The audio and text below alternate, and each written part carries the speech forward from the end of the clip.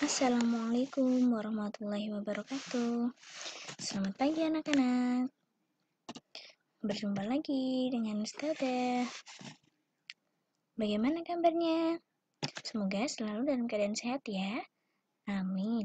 Nah, anak-anak, bagaimana hari ini puasanya? Semuanya puasa ya.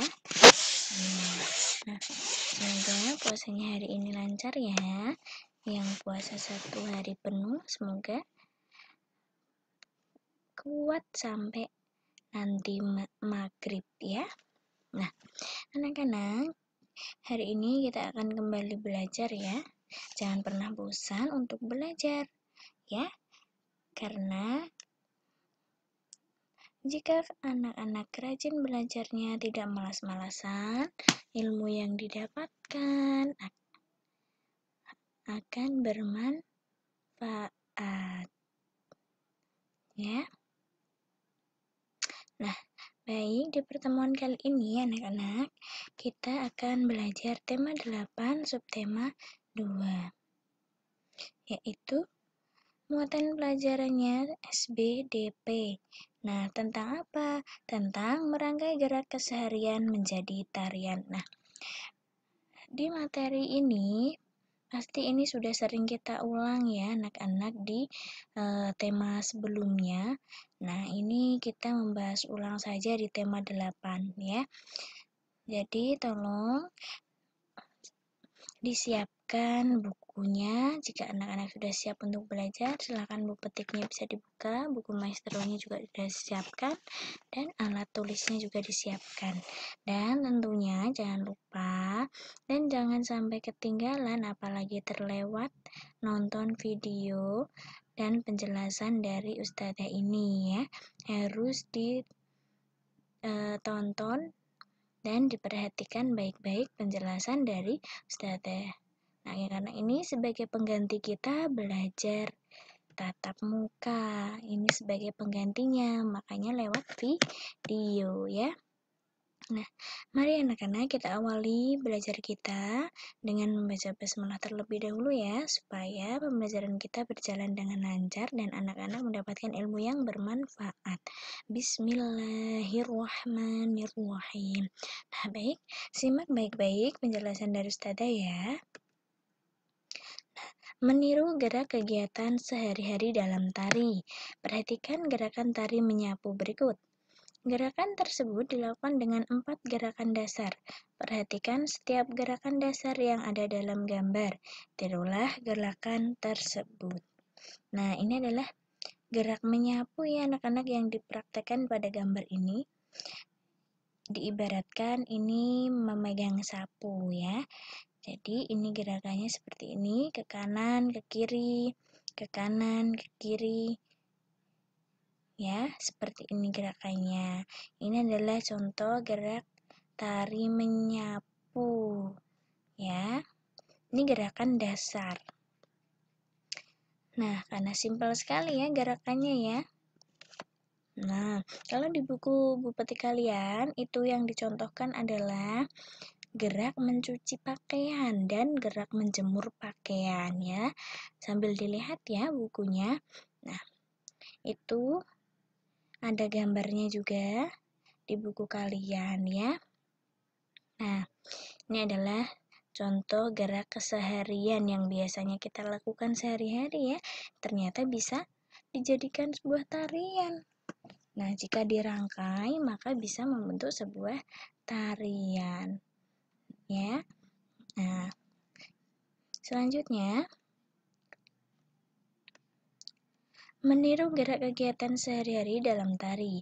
Banyak gerakan yang kita lakukan saat melakukan kegiatan sehari-hari. Kegiatan yang biasanya dilakukan antara lain menyapu, mengelap kaca, mencuci piring, membersihkan debu, mengelap meja, dan sebagainya. Nah, gerakan-gerakan tersebut dapat dilakukan dalam posisi duduk dan berdiri. Nah, ini adalah macam-macam gerakan-gerakan keseharian atau kegiatan kita sehari-hari ya. Anak-anak yang perempuan nih biasanya kan menyapu ya, membantu orang tua. Nih ya. Nah, ini ternyata bisa dijadikan sebuah tarian anak-anak. Nah, itu gerakan-gerakan itu bisa kita lakukan dengan posisi duduk maupun berdiri, ya. Nah, menari membentuk pola lantai. Nah, kalau kita sudah mengetahui dan bisa merangkai gerak-gerak keseharian yang menjadi tarian, maka kita sekarang mempelajari polanya. Menari itu ada polanya ya, anak-anak. Nah, kira-kira apa saja ya polanya itu? Pola lantai pada tarian di antaranya lurus ke samping, lurus ke depan, pola lantai membentuk huruf V, dan pola lantai berbentuk lingkaran. Nah, ini ada contoh gambarnya ya. Kalau ini yang menari banyak orang ya anak-anak. Jadi ini namanya tarian berkelompok karena lebih dari 2 orang. Makanya kalau menari kelompok itu harus ada kekompakan. Nah, kekompakan itu dibentuk dengan adanya pola lantai. Jadi ada pola lantainya. Kalau menari tidak asal-asalan, tidak sembarangan ya. Biar apa? Biar terlihat kompak, terlihat bagus, menarik, rapi tariannya. Jadi harus ada pola lantainya. Jadi kelihatan teratur menarinya ya. Nah, ini ada gambarnya ya. Ini kira-kira pola lantai apa ya anak-anak ya? Iya, ini seperti lingkaran ya, karena berputar ini ya. Nah, di pinggir-pinggir semuanya terpenuhi ini pola lingkaran. Nah, selanjutnya, ini lihatlah gambar-gambar pola lantai di bawah ini. Nah, ini yang pertama ada pola lantai yang berbentuk V. Nah, biasanya di tari-tarian kelompok pasti ada pola lantai yang berbentuk V seperti ini ya. Nah, selanjutnya pola lantai berbentuk lingkaran, jadi melingkar seperti ini. Titik-titik ini diibaratkan orang yang menari ya. Nah, ini berbentuknya lingkaran, jadi pola lantainya adalah pola lingkaran. Yang ketiga, pola lantai lurus ke depan. Nah, ini lurus ya, ini lurus ke depan.